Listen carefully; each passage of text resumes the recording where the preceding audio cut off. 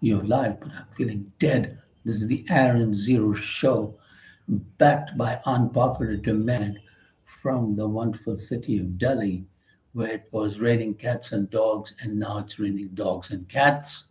What are you going to do about that? The drains are overflowing, but the time is growing. So it's time for today's news. What do we have today? Tourist bus with Indians attacked in Kathmandu, pilgrims looted, some injured, airlifted to Delhi. And ongoing interest in Nepal, a batch of pilgrims from Andhra Pradesh faced tense moments when the bus was attacked near Kathmandu, looted their belongings, and left several of them injured. Were returning from a visit to Pashupatinath temple in Kathmandu when their bus bearing a UP registration number came under attack, and they hurled stones at the bus, smashing windows, robbed passengers of their bags and mobile phones, and 7 to 8. But Nepali personnel came to our aid. Indian government later arranged for them to be airlifted from Kathmandu to Delhi. Such is the state of affairs in the wonderful place called Nepal, which was mobbed by student unrest a couple of days back.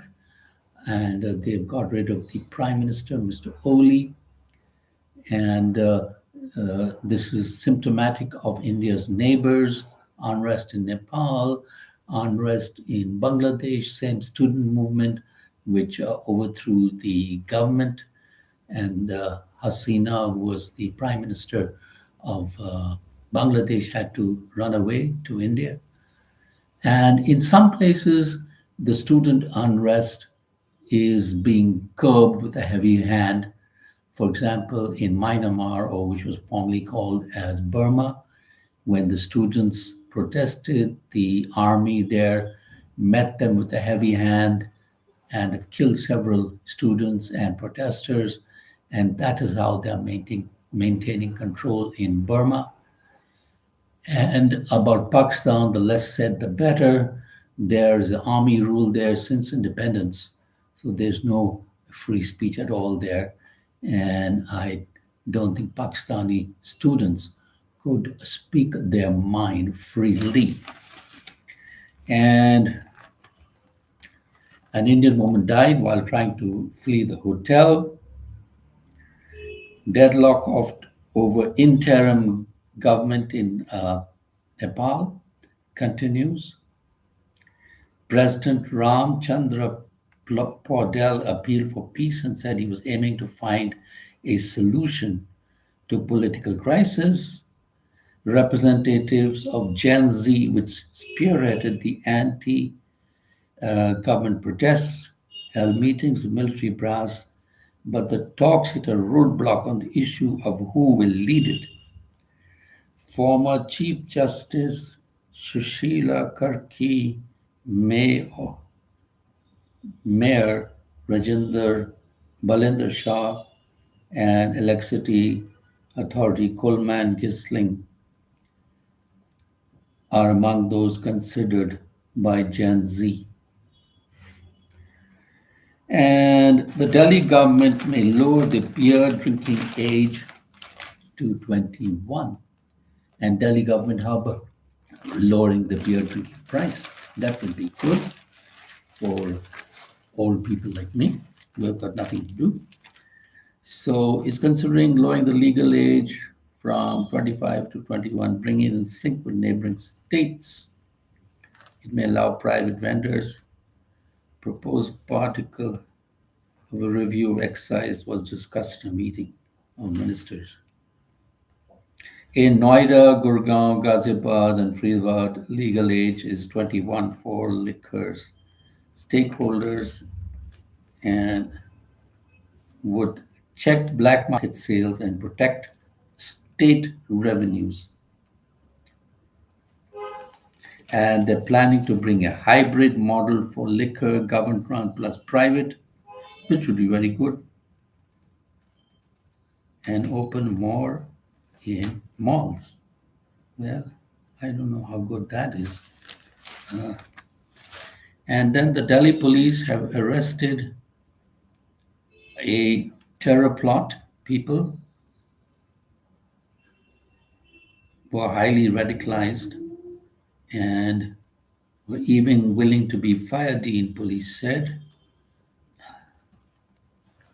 Hafsa, a bee farmer student from Telangana, and Kamra Qureshi from MP, are among those suspects arrested on terror charges. If you do terror in India, then they will lock you away, or God knows what will happen to you. Modi's SEO message has been received by Trump. It's now time to fix the damage. According to John Bolton, mistake for Trump to take credit for de-escalation after Kashmir attack should not be seen as stilling towards Pakistan or India. I think these are equal relationships, according to him, but they are not equal relationships, Mr. Bolton. India is a 4 trillion economy, Pakistan is not. It's minus 4 trillion. And US is embracing self-censorship. That means the right to free speech is not there. Families are saying they're finding it difficult to express in public what they think in private, dimming trust in institutions, growing support for violence. Here's what they're holding back on. But increasingly polarized ways, be same story in other countries. From Gen Z to boomers, they are mincing words for fear of offending others. 52% admit to self-silencing. And trust in Supreme Court depends on which party they support. Who trust the judiciary, 36%, Democrat 23, Republican trust 60% of the jury. That's because 60% of the jury is Republican. Trump loyalist Kirk Becker of gun rights shot dead at campus talk. He fiercely opposed immigration and visas to Indians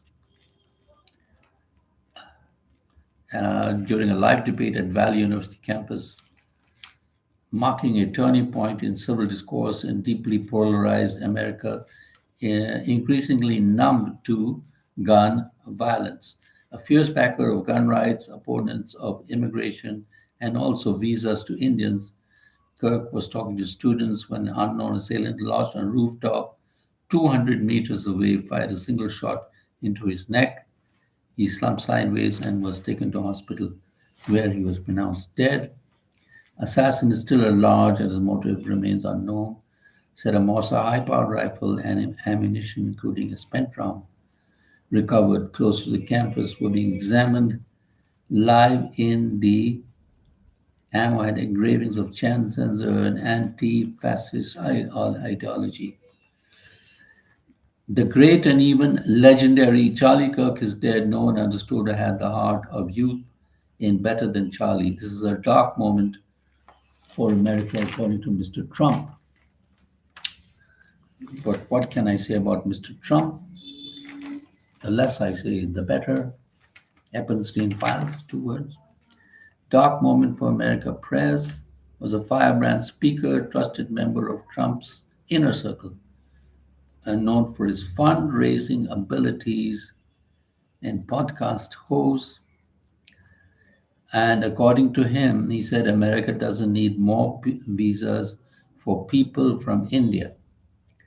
Has displaced Americas as those from India. Enough already, we're full. Let finally put our own people first, which is fucking stupid in a way, because Indians have contributed immensely to the United States of America, from startups to tech, you name it, Indians have contributed. It sounds like as if he's scared of Indians contributing and being better than them, because half of them are just lazy.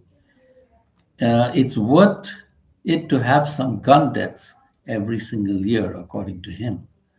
And so that we can have the Second Amendment to protect our God given rights, according to Mr. Kirk, and he has paid with his life for the Second Amendment.